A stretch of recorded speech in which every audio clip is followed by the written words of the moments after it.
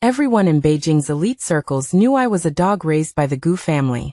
The Gu family's real daughter was my twin sister, Paige. She was everyone's darling. And I was just a fake, dragged out to take the blame when she made mistakes. Only Uncle Damien would secretly bring me pastries when I was forced to kneel in the ancestral hall as punishment. Zara, just bear with it. When Uncle Damien takes over the Gu family, he'll take you away. Paige loathed me for this, finding ways to torment me, but Damien would always subtly stop her. Until Damien finally defeated my father, and became the new head of the Gu family. I thought the suffering was finally over. I pushed open his bedroom door, only to see him and Paige passionately entangled in bed. If your good niece knew that you painstakingly brought down the Gu family just to drive her to desperation, and turn her into your dog, would she go crazy? I instantly felt like I was falling into an abyss. Facing my shattered questioning, Damien didn't even raise an eyelid. Since you already know, I won't bother pretending anymore. This is the Gu family's underground fight club. If you want freedom, you have to defeat all the opponents I arrange and walk out of there alive. My whole body froze. I thought I was dreaming. What, don't believe me? He chuckled. You thought I helped you stop Paige because I felt sorry for you? I just didn't want my toy to be broken by someone else before I got to play with it. Paige also poked her head out from the room at this moment. Sister, you really thought Uncle Damien loved you? She walked up to me. He has only ever loved me. As for you, you're just a substitute who looks like me. Not even a substitute, just a dog that needs to be trained. Looking at you, you wish you could kill us, right? The more you hate, the more excited I get. I stared intently at Damien, my voice hoarse and unrecognizable. Why? You weren't like this before. There is no why. Damien walked to the liquor cabinet and poured himself a drink. From the day your father picked me up, I was just a tool for him to climb. Now I'm taking back everything that's mine. Is there a problem with that? And you, Zara, are just part of my spoils. Think it's unfair? There's no such thing as fairness in this world. You enjoyed being the Gu family's eldest daughter for 20 years now. It's your time to pay the price. He didn't bother to say more, impatiently waving his hand. 2 black-suited bodyguards appeared behind me. Take her to the fight club and let her know the rules. Before I could even react, one of them grabbed my hair, roughly dragging me out. A tearing pain shot through my scalp. As I passed Paige, she leaned into my ear and whispered, Sister, guess who will be the first to go on stage? It's the bodyguard who had his legs broken by Uncle Damien for looking at you for too long. He's been missing you like crazy. Damien's voice came from behind. To make it more interesting, all of your opponents will be men. Zara, don't disappoint me, he added with a hint of amusement. At least live a little longer. I was dragged into the elevator, the feeling of weightlessness making my stomach churn. The elevator doors opened, and a frenzy of shouts instantly overwhelmed me. I was roughly pushed out, staggering a few steps and bumping into a man's back. The man paused when he saw me, then let out a vulgar whistle. Yo, mister. Damien's new toy? So tender, it'd be a shame to kill her right away. The surrounding people immediately burst into laughter. Looking at these crazed faces, I laughed, laughing at myself for even having fantasies about Damien. I was thrown into a simple room. The bodyguard threw a black lace nightgown at my feet. Mister. Damien's orders, put it on. The material was so skimpy, it barely covered anything. What if I don't change? The bodyguard sneered, lighting up his phone screen, which displayed a photo of my grandmother in the nursing home. Mister. Damien said if you don't cooperate, your grandmother could have a sudden heart attack at any time. The last trace of color drained from my face. Without another word, I took the ridiculous negligee and, under the bodyguard's lewd and greedy gaze, began to undress, piece by piece. I straightened my back, enduring their gazes as if they were flaying me alive. The corridor leading to the arena was lined with people, and as soon as I appeared, whistles and vulgar jokes erupted. Is this tonight's appetizer? Mister. Damien is really getting better at this. Boxing in that? I bet she won't last 10 seconds. 10 seconds? I bet she'll piss her pants as soon as she steps in the ring. I walked step by step towards the iron cage illuminated by spotlights. Damien was sitting in the VIP box directly facing the cage entrance. Paige was wrapped around him, smiling and saying something to him. Seeing me, Paige smiled even more triumphantly. She raised her glass to me, silently mouthing, "Good luck?" The referee stopped me and announced the rules tailored for me in a loud voice. "First, for the sake of fairness, Ms. Zara cannot use any weapons." A burst of laughter erupted from the crowd. A woman with no strength to truss a chicken, wearing lingerie, and they said she couldn't use weapons for the sake of fairness. Second, to enhance the spectacle, Ms. Zara is not allowed to retreat more than 3 steps during the match. Otherwise she will be immediately disqualified. This meant I could only take the hits head-on, unable to dodge. Third and most importantly, the referee drawled. After each round, the audience will vote for a special program, to be jointly performed by Ms. Zara and the winner. The meaning of the so-called special program was self-evident. The cheers almost lifted the roof. Damien's gaze fell on me. He wanted to see me break down, to see me beg for mercy. What if I win? The referee was stunned, as if he had never considered the question. Damien, however, curled the corners of his mouth. You win? That would be even more interesting. Win all the matches, and you can walk out of here alive. He paused. And you can do anything you want to your last opponent, including killing him. As he said this, his eyes were fixed on me, as if implying something. Paige giggled in his arms. Uncle Damien, you overestimate her too much. She can barely stand. Before she finished speaking, I mimicked a boxer's stance, striking an awkward fighting pose. The ridiculous negligee on my body, coupled with this comical movement, instantly ignited the entire arena with laughter. Ha ha ha ha. What does she think she's doing? Dancing Swan Lake. My God, I'm dying of laughter. Where did Mr. Damien find this treasure? The smile on Damien's face also deepened, the pleasure of watching a clown show. Only one of his friends beside him frowned and whispered, Damien, isn't this a bit much? She is your niece after all. Damien's gaze instantly turned cold. Shut up. There's no niece of mine here, only my plaything. The moment the words fell, memories of the past flashed through his mind. He picked up his wine glass and used alcohol to suppress that fleeting fluctuation. I slowly lowered my hand, and clearly uttered 3 words towards Damien in the VIP box. I agree. My first opponent was indeed Marcus, the bodyguard Paige had mentioned. He limped onto the stage, his eyes full of perverted excitement as he looked at me. Miss, long time no see. Never thought we'd meet in a place like this. He grinned, twisting his wrist. Don't worry, I won't let you die too quickly. I'm going to break your bones inch by inch and let you taste what I tasted back then. At the referee's command, Marcus lunged at me. I instinctively stepped back, and the referee's voice rang out, reminding me of the ridiculous rule, no retreating more than 3 steps. I forced myself to stop, facing his huge fist. A heavy punch landed hard on my abdomen. The intense pain instantly doubled me over, and sour liquid rushed up my throat. He didn't give me any chance to breathe, grabbing my hair and slamming my face hard against the wire mesh. Scream. Why aren't you screaming? Weren't you very noble before? The rough wire scraped my cheeks, leaving streaks of blood. The crowd's roars and whistles grew even more frenzied. Useless thing, can't even dodge. Uncle Damien, look at her. She's really embarrassing the Gu family. Damien didn't say anything, just picked up his glass and took a sip. The pain almost made me lose consciousness, but Marcus's insults, Paige's mockery, and Damien's indifference kept me awake. The moment Marcus grabbed my head again to slam it against the wire, I used all my strength to fiercely kick his groin. Marcus let out a shrill scream, clutching his crotch and collapsing to the ground in pain. No one had expected this seemingly weak woman to use such a ruthless move. I took the opportunity to break free, leaning against the wire mesh, gasping for breath. Although my whole body was in pain, a sense of satisfaction arose in my heart. In the VIP box, Paige opened her mouth wide in surprise. How dare she?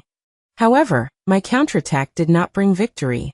After twitching on the ground for a few seconds, Marcus suddenly raised his head, filled with insane killing intent. Bitch, you're asking for death. He jumped up from the ground, and a storm of punches landed squarely on my face. I was beaten without any power to resist and soon fell to the ground. He stepped on the back of my hand, his heel slowly rotating, crushing hard. The clear sound of bones breaking echoed throughout the arena.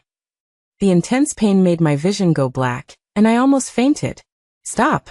The referee's voice rang out. "Marcus wins."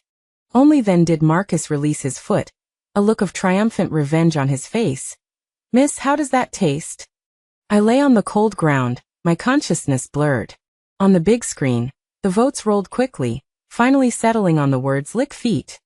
The whole place cheered. Marcus triumphantly extended his foot in front of me. "Come on, lick it clean like a female dog."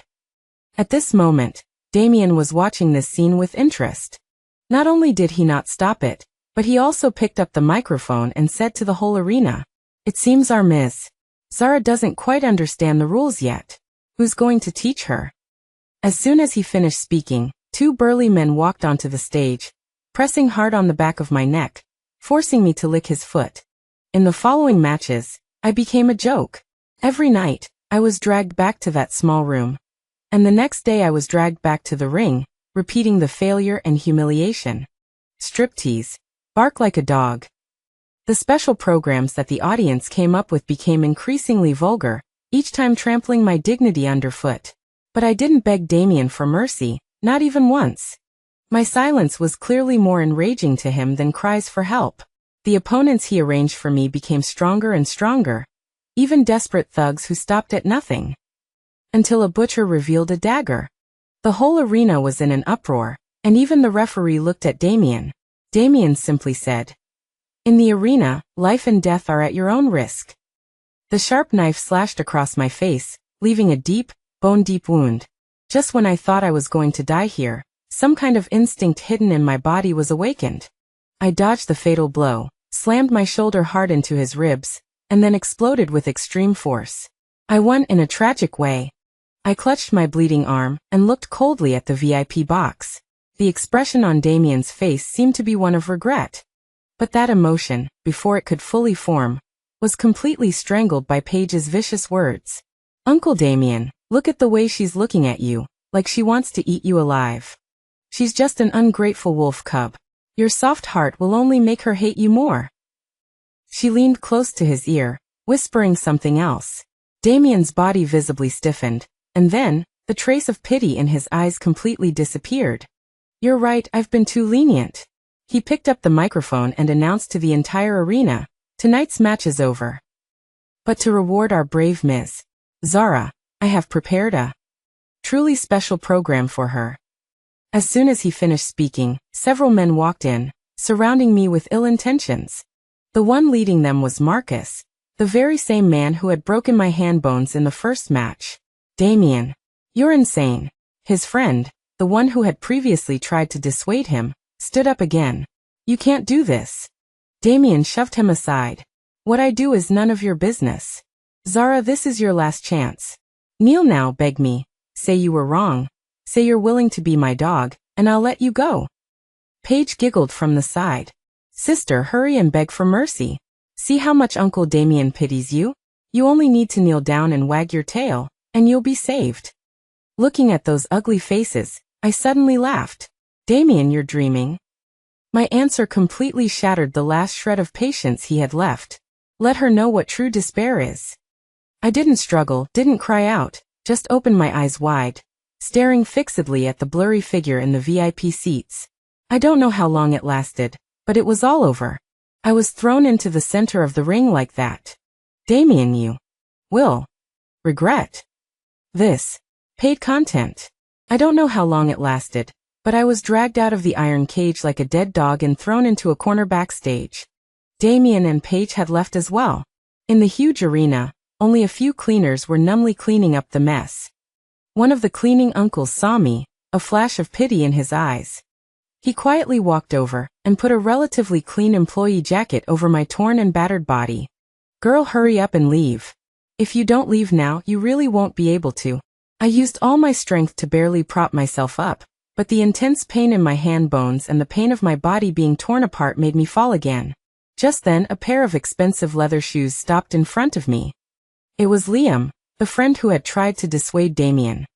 He took off his suit jacket, wrapped it around me completely, and picked me up in his arms.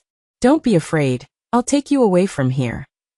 Leaning against him, my consciousness wavered between wakefulness and unconsciousness. I only heard him make a phone call. Shaw, do me a favor, prepare the best ward and doctors in a private hospital. I'll bring someone over right away. Remember, use your name, and don't let anyone find out, especially Damien. When I woke up again, I was lying in a clean and bright hospital room. My wrist was properly bandaged and secured, and the wounds on my body had been treated. Liam was guarding the bedside. Seeing me wake up, he breathed a sigh of relief. You're finally awake. You've been unconscious for 2 days. Looking at him, I croaked. Why did you save me? Because I still have a conscience. Damien, he's gone mad, blinded by hatred. I can't just watch him destroy you and destroy himself. I sneered, the laughter pulling at the wounds on my face, a piercing pain. Destroy himself? He's doing great now. Liam was silent for a moment, then handed me a tablet. This is what I secretly copied, all the illegal records of Damien's asset consolidation, including the financial flow and transaction lists of that underground boxing ring. I don't know what you want to do, but I think you'll need this. I took the tablet, my fingertips white from gripping it tightly. Why did you betray him? He's my best friend, Liam's eyes dimmed, but I can't watch him turn into a complete monster. And, he paused, his voice low, I owe you a life. I was stunned. 5 years ago, your father orchestrated a car accident to get rid of me. You secretly made an anonymous call to me, letting me escape that disaster. Although you never admitted it, I know it was you. So that's how it was. It turned out that a casual act of mine back then saved myself today. Looking at the shocking documents on the tablet screen, the suppressed hatred in my heart grew wildly. I didn't cry, I just said calmly to Liam, help me contact someone. I want to meet the president of Starlight Media, the largest media group in the capital. I want Damien to pay a bloody price for everything he's done. 3 months later, a major earthquake occurred in the capital's business circle. The gray industrial chain under the GU Group was uprooted by a mysterious force, the most horrifying of which was the bloody fighting arena hidden beneath a luxury clubhouse. Illegal human experiments, quid pro quo deals involving sex and power, money laundering, intentional injury resulting in death. Each crime was listed with detailed evidence, and through Starlight Media's channels, spread throughout the capital overnight. The GU Group stock price plummeted, countless partners terminated their contracts, and the century-old GU family was on the verge of collapse in an instant. Damien was pushed to the forefront of the storm.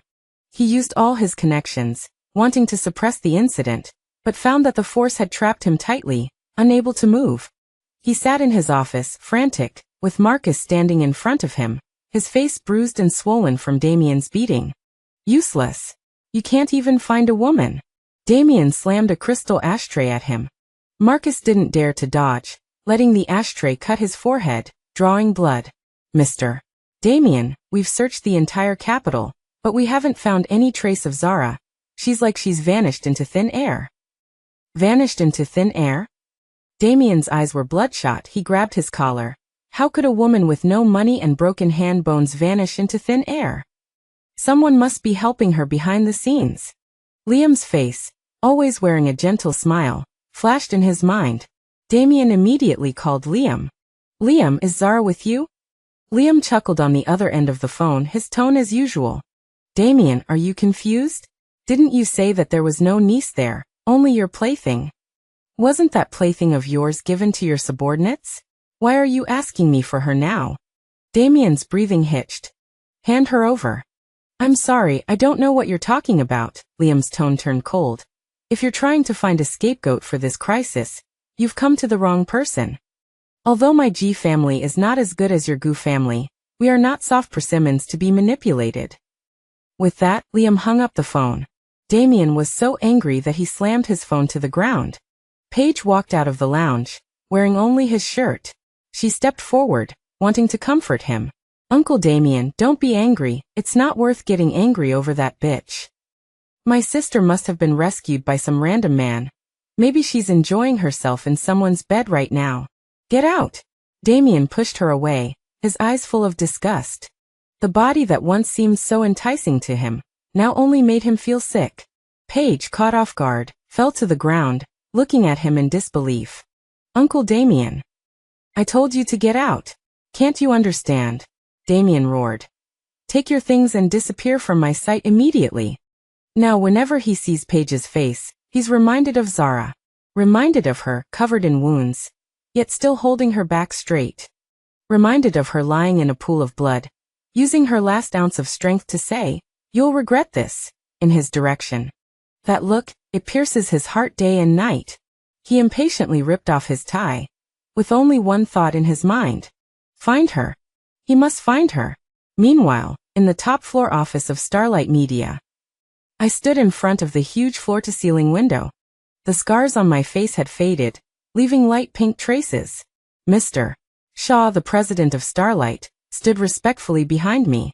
Miss Zara, as you instructed, all of the GU Corporation's gray market activities have been exposed. What do you plan to do next? Don't rush. Let the bullets fly a little longer. I want Damien to watch with his own eyes as everything he's so proud of crumbles, bit by bit. Public opinion fermented faster than expected. The GU Group scandals became the biggest joke in Beijing's social circles, and even Damien and Paige's uncle-niece relationship was exposed, leaving no secrets. Paige, once the enviable darling of the family, became a universally despised slut overnight. After Damien kicked her out of the villa, she had nowhere to go. The GU family's old house had already been sealed up by Damien, and the properties and bank cards in her name were all frozen. She tried to contact her former friends, but found that they avoided her like the plague. In the end, she could only live in a shabby motel in a state of disarray. But this was just the beginning. Soon Paige's glorious deeds spread all over the internet. Her reputation was utterly ruined. Walking on the street, people would even throw rotten vegetables and rotten eggs at her. Paige broke down. She ran to the GU Group building, frantically trying to rush in to find Damien. Damien, you liar. Didn't you say you loved me? Why are you doing this to me? Come out. Come out here. She was stopped by security guards, thrashing and rolling on the ground like a shrew, attracting countless onlookers taking pictures. And I sat in the cafe across the street, quietly enjoying this scene. Mr. Shaw sat across from me and asked in a low voice, Ms. Zara, isn't this enough? I shook my head, a cruel arc appearing at the corner of my lips. Of course not. What I want is to completely destroy her. I dialed a phone number. You can start. The next day, even more explosive news detonated the internet. A paternity test report was made public. The report showed that Paige had no blood relation to the head of the GU family, that is, my father. And I, Zara, was the only bloodline of the GU family. It turned out that after my mother gave birth to us twins, she discovered that Paige was not her father's biological child, but rather the child of her first love. Fearing that the matter would be exposed, she bribed a doctor to switch our identities. She treated me, her own flesh and blood, as an illegitimate child, mistreating me in every way, but regarded her lover's daughter Paige as her most precious treasure. Liam helped me find out about this. He said that he had overheard his father and Damien's father talking, and mentioning that the GU family had a shocking secret. I asked him to follow this line of inquiry, and unexpectedly, he really dug up this secret. This reversal stunned everyone. Paige wasn't the GU family's heiress. I, the imposter, was the real owner. How ironic. When Damien saw the news, he froze completely. He schemed and plotted, thinking he controlled everything, only to discover in the end that he was a clown. And Paige, whom he held in the palm of his hand, was nothing more than a cuckoo occupying a magpie's nest, an imposter. An unprecedented sense of absurdity and regret instantly overwhelmed him. Paige also saw the news. Her last pillar of support completely collapsed. She went insane. She wore dirty clothes and shouted in the street, I am the eldest daughter of the GU family. I am. That bitch Zara is fake. You've all been fooled. No one paid her any attention, treating her like a madwoman. Finally, she was sent to a mental hospital. When I went to see her, she was curled up in a corner of the ward, hugging a pillow and muttering to herself, Uncle Damien, why don't you come to save me? You said you loved me. Seeing me, She trembled all over, then rushed at me like a madwoman. Zara. It's you. You ruined me. You bitch. I watched her quietly, my eyes without the slightest ripple. Isn't this all you deserve? Now, I'm just taking back everything that belongs to me. And by the way, letting you taste the feeling of falling from the clouds into the mud. I turned and left. Behind me came her shrill and desperate roar. Having dealt with Paige, my next target was Damien. During this time, the Goo Group situation became increasingly difficult. At my instruction, Mr. Shaw, together with several rival companies that had been eyeing the Goo Group for a long time, launched a comprehensive commercial siege against the Goo Group. Damien was overwhelmed, seeking help everywhere, but encountering setbacks everywhere. Those who used to fawn over him now avoided him like the plague, and the last straw that broke the camel's back was me. In my capacity as the only legal heir to the Goo family, I filed a lawsuit in court demanding that Damien return all the Goo family's property he had illegally seized.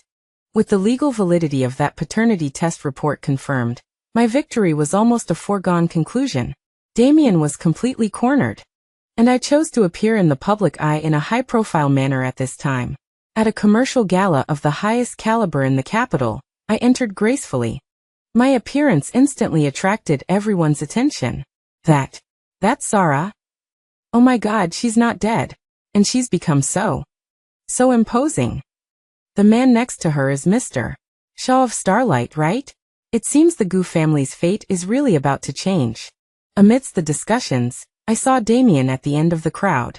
His hair was disheveled, and there were heavy dark circles under his eyes. The man who once was spirited and in control of everything now looked destitute and haggard. He pushed through the crowd and walked towards me like a madman. Zara.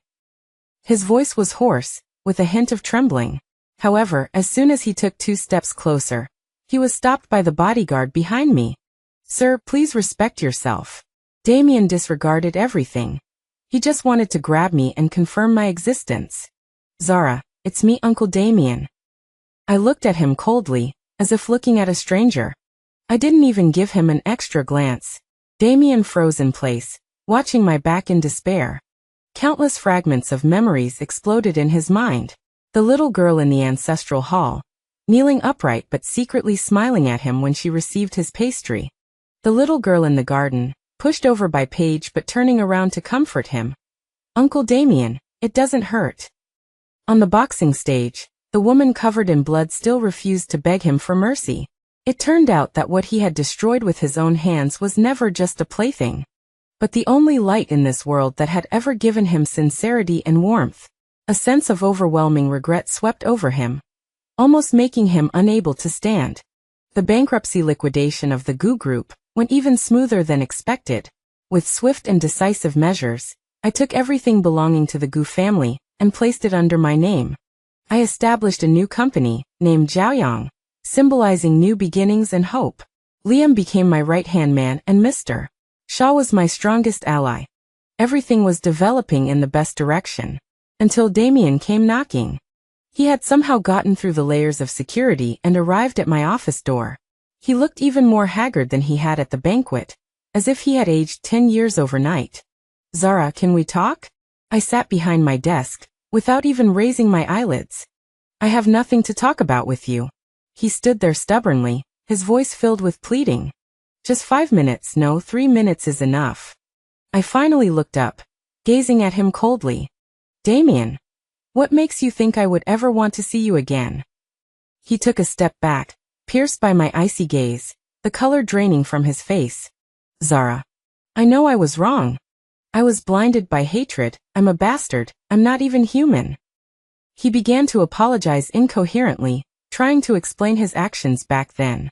Your father killed my parents, treated me like a tool to climb up the ladder. I hate him. I hate everyone with the surname Goo.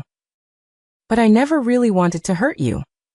I just wanted to keep you by my side.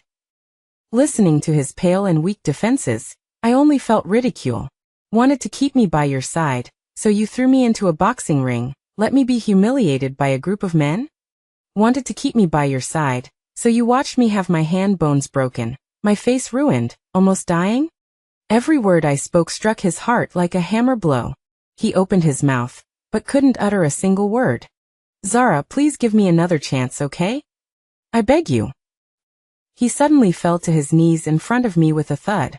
This man, who was once so high and mighty, trampling my dignity underfoot, was now kneeling before me like a dog, begging for forgiveness. Zara, I'll do anything you want, as long as you forgive me. Don't you want to get revenge on me? Lock me up like you were, beat me, torture me, whatever you want. I'm willing to be your dog for life, just please. Don't abandon me. He looked up, his face streaming with tears, his eyes filled with a thick, unyielding regret and pleading. Looking at his humble, dust-covered appearance, I felt no joy whatsoever. Damien, you've got one thing wrong. I never, ever need a dog. Especially not you, you old, dirty, mad dog. Having said that, I no longer looked at him, walking straight past him and opening the office door. Security, throw out this intruder. Damien knelt on the spot, looking at my resolute back in disbelief, the light in his eyes completely extinguished. Zhaoyang Group quickly established a firm foothold in Beijing. Using the capital I had taken back from the Gu family, combined with the help of Mr. Shaw and Liam, I quickly carved out a name for myself in the business world. Those who had once humiliated me and looked down on me now had to look up to me. Regarding my past, some felt sympathy, some felt fear, but most felt admiration. I had become a living legend in the Beijing circle, and those who once hurt me, all received the endings they deserved. Paige has completely gone insane in the mental hospital, repeating the words, "I am the eldest daughter of the Gu family," every day, sometimes lucid, sometimes manic, living in the nightmare she has woven. Marcus and the others involved in the arena violence were all arrested in that raid, facing numerous charges, and will spend the rest of their lives in prison. As for Damien, I didn't kill him, nor did I deliberately target him anymore. Because for him, living is the most cruel punishment. He lost everything: wealth, status, power, and even my love, which he once dismissed. He became penniless, relying only on odd jobs to survive. He tried to find me a few times, but each time he was stopped 100 meters away from Zhaoyang Group. Later he stopped coming. I heard that he suffered from severe depression and neurasthenia, unable to sleep all night, and needing a lot of medication to fall asleep. He was always alone, sitting on the park bench where we used to go together, sitting there all day long. From sunrise to sunset. A year later, at the anniversary celebration of Zhaoyang Group, I, as the president, took the stage to give a speech. I wore a dazzling silver gown, confident, composed, and radiant. Liam stood by my side, his eyes filled with the tenderness and protection I could understand. The applause from the audience was thunderous, and the flashes of light formed a sea of stars. In the most inconspicuous corner of the banquet hall, a ragged, unkempt man was gazing at me on the stage through the crack in the door. His eyes reflected my figure, and tears silently streamed down his face. That person was Damien. He spent the last of his money to bribe a waiter, exchanging it for this moment of gazing. He watched me smile at Liam, watched me raise my glass to greet the crowd, watched me surrounded by happiness and success. My world no longer had a place for him. I didn't even notice his existence. To me, he was no different from the dust on the roadside. This is the ultimate revenge on him. Not to let him die, but to let him live, to watch clearly how the treasure he personally pushed away bloomed with a light that he could never touch again for all eternity after leaving him. After the banquet, Liam and I walked out of the building side by side. The evening breeze gently caressed me, and I looked up at the starry sky, the corners of my lips unconsciously rising. All the past hardships have been transformed into the foundation under my feet, and my future will be a brilliant galaxy. As for Damien, he will be forever trapped in that abyss of regret, day after day, year after year, until the end of his life. He regretted it. But what does it have to do with me?